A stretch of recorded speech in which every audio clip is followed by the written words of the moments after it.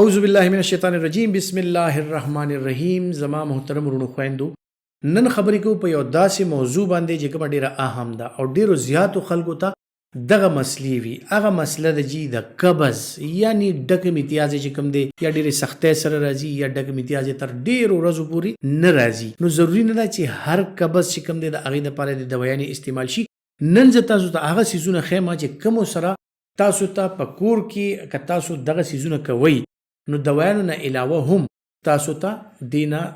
مطلب دی تکلیف نه تاسو ته نجات ملاوي شي. وړومبی خو دا خبره کوو چې قبض کیږي ولې. اکثر لا چې کوم دی د زیاتو خلکو د خوراک د عادتونو داسې وي چې د هغې د وجې نه قبض وشي. یعنی خوراک کې د اوبو کمې، مونږه کم کسان چې اوبه زیاتې نه څښي، د چا چې هایډریشن لیول ښه نه وي، هغه کسانو ته د قبض دا مسلې زیاتې کیدی شي. هغې نه علاوه داسې خوراکونه چې په کم کې ریشه یعنی فایبر نه، زمونږه لوی واړه نن سبا پته نه لګي په دې عادتونو دغه شوي دي یا مخته دي چې یاره هغې داسې څیزونه سبزیانې یا میوې دانې فروټس چې کوم دی د دې استعمال نه کوي او د هغې د وجې نه د هغې په خوراک کې د ریشې یعنی د فایبر ډېر زیات کمی راشي او همدغه وریجې، دالونه یا داسې خوراکونه چې کوم دا انسټنټ دا نوډلز وغیره شولو یا غوښې ډېر زیات استعمال چې کوم کې فایبر نه وي، د سبزی او د فروټو نه علاوه د داسې څیزونو استعمال چې کیږي، نو دغه خلکو کې د ډکو متیازو بلک نه جوړیږي. د فایبر د کمی د وجې نه چې کم دی نو غټه کولمه ډکې متیازې بلک نه جوړوي او د هغې د وجې نه غټې کولمې ته سیګنل نه ځي چې یاره ډکې متیازې راغلي دي او د دې اخراج وشي. نو په هغه وجه باندې چې کم دی دا ډکې متیازې غټه کولمه کې ډېر وخت تیر کي، د هغې د وجې نه د دې د اوبو نه ابزاربشن د اوبو ترې نه وشي، اوبه ترې نه غټه کولمه راکاږي، دا خشکې شي، وچې شي، د دې د وجې نه ستاسو ډکې متیاز ډېرې زیاتې سختې شي او دغه یا سختۍ سره پاس کیږي یا چې کوم دی نو ډېرې ورځې بعد دغه متیازې پاس کیږي. اوس دې څیزونو ختمولو دپاره موږ څه کولی شو؟ مختلف بیماریان هم داسې دي لکه هایپوتایرایډزم یو بیماري ده، د تایراید مسلې د غور مسله پښتو کې چې ورته وایي چې هغه کسان هغې هم د قبض شکار وي. بیا بعضې ماشومان داسې وي، خصوصا هغه ماشومان چې کوم د مور پی خوري یا هغه شیرخوار ماشومان چې کم دي چې کم د 2 کالو نه کم دي چې د هغې خوراک کې پی یو اهم جز دی، که د مور پی وي، که هغه نور پی وي، که د ډبي پی وي یعنی شوده، نو دغې د وجې نه چې کم دی هم دا ماشومان اکثر د قبض شکار وي ځکه چې د هغې په خوراک کې دغه نه وي، فایبر نه وي، ریشه نه وي. بل اکثر له بیماریانې داسې وي چې کم کسان د جوړونو د بیماریانو شکار دي یا مختلف قسم دوایانې هغې استعمالوي، نو دغه خلک اکثر د دې چال چلن ډیر نوي، د دې اکټیویټي ډیر نوي، نو د هغې په وجه په ناستي یا په مسلسل ملاستی باندې چې کوم بیمار وي، کرونیک بیمار ورته موږ وایو یعنی دایمي بیمار وي او په کټ باندې وي، نو دغه کسانو کې د ډکو متیازو ډېر غټ پرابلم وي. بل هغه کسان اکثر له چې د هغې خوراک په نیزو ګیسټریک ټیوب باندې وي، بیماران وي، فالج ورته شوي وي یا په کټ باندې وي، معذوره وي، هغې ته هم د فالج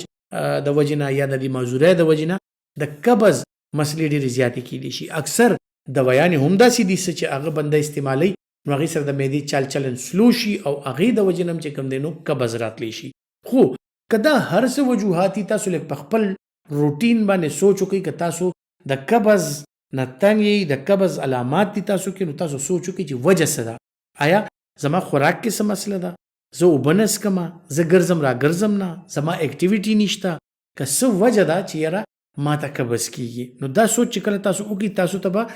یو خاص پوینټ ملو شي چې یاره او یا زما خوراک سکاک کې څه مسله ده، یا زما په اکټیویټیز کې څه مسله ده، یا زه څه دوایانې خورم، یا بعض اوقات هیڅ وجه نی او د انسان هغه خپل دغه داسې وي چې یاره هغه ته قبض زیات کیږي. نو راځو اوس د دې حل ته چې یاره حل یې څه دی. حل دا دی چې د ټولو نه اول دا تړمې اوبه سهار وختي که تاسو په نهار څکئ نو هغې سره ستاسو د معدې چلن ښه وي. دې نه علاوه د ورځې زیاتر چې کوم حصې دي په هغې کې تاسو د دې انتظار مه کوئ چې یاره زه به تږی کېږم نو زه به اوبه څکم. د بدن د ضرورت لپاره هم اوبه څکل چې کوم دی بغیر د تندې، که تاسو یو 2 غوټه اوبه هم څکئ نو دې سره چې کوم دی یقیني طور صحت ډېر زیات ښه وي. بیا راځو جناب خوراک طرف ته. خوراک کې د هغه څیزونو استعمال څنګه چې ما وویل چې په کوم کې فایبر یعنی ریشه زیاته ده، سبزیانې خصوصا د شنې پاڼې والا سبزیانې، ساګونه شولو، سلاد شولو، دا مختلف چې کم کې دغه فایبر ډیر وي، ریشه پکې ډیرې، بینډی شوله، تورۍ شوله، داسې مختلف قسم سبزیانې چې په هغې کې فایبر ډیر وي نو هغه تاسو د لپاره فایده مند دي. بیا هغه فروټس یا میوې دانې چې کوم مونږه هغه چلکې سره یعنی د هغې پوستکي سره خوړی شو، مڼه یعنی سیو دا پوستکي سره خوړلی کیدی شي، نشپاتی، امرود دا که مونږ سپینونه دي نه پوستکي نه لرې کوو او دا خورو نه دي د پوستکي کې ډېر زیات فایبرز وي، ډېر زیات دی کې ملټیپل وایټامنز وي پکې، مختلف ویټامین سی، فولیک اسید او ډېر داسې څیزونه پکې وي چې کوم زموږ د صحت لپاره ښه وي. بیا خصوصا هغه څیزونه چې کومونه تیل وځي لکه زیتون، نو اوس د زیتون استعمال که کوي نو هغې سره هم خېټه نرموي. شړشم که د شړشم استعمال کوي هغې سره هم د شړشمو ساګ شولو یا د شړشمو دا تخم چې کوم دی که د دې استعمال مونږ کوو او زیاتر که وګورئ سن فلاور یعنی نور ګل، نور پرست ګل چې کوم دی د دې دا زړې دا دې کې تیل وي دا ډېر زیات ښه وي. دې نه علاوه کیسټر آیل ورته وایي یعنی کاستریل، که دا تاسو په خپل خوراک کې لږ شان استعمالوئ، پیو کې شودو کې استعمالولی شي، چمچې سره داسې خوړلی کېږي. نو د زیتونو تیل شو، کاستریل شولو، شړشمو تیل شولو، دا مختلف داسې څیزونه دي که خپلو خوراکونو کې مونږ استعمالو نو دې سره زمونږ ډکې متیازې چې کوم دی هغه نرمې کېدی شي. بیا مختلف بیریز دا کم چې دي یعنی الوچه شوله، الو بخاره شوله، خرمانی شوله، دا داسې فروټس دي چې دا قبض کشا دي، دا قبض ختموي. دې نه علاوه هغه څیزونه که مونږ کله خوراک وکړو د سنت طریقې مطابق که مونږ یو څو قدمه وګرځو، لږ اکټیویټي وکړو نو دا ډېره ښه وي. بل خپل مایند فرش ساتل، خپل ځان خپل صحت خیال ساتل، دې سره د قبض نه یقیني طور تاسو ته فایده کیدی شي. بل یو داسې اکسرسایز درته ښیم چې کوم اکثر دا چاینیز یا دا خلک کوي، د چاینا والا خلک، نو دی چې کله خوراک وکړي یا په نهر باندې نو د دې خپلې معدې کلاک وایز یعنی څنګه چې ګړی ستنې تاویږي په هغه ډایرکشن کې تاسو د دې خپلې معدې داسې مساج کوئ، کلاک وایز د خپلې معدې مساج کوئ تقریبا 5 سے 10 منټ لپاره. دې سره ستاسو معده د هغې اکټیویټي شروع شي، ستاسو معده خالي کېدل شروع شي او پیریسټالسیس یعنی کوم چې زموږ د کولمو موومنټ دی چې خوراک مخکې وړي هغه شروع شي. نو هغې سره یقیني طور د قبض دا مسلې چې کومې دي دا ختمې شي. بل خپل شیرخوار ماشومان یعنی هغه ماشومان چې کوم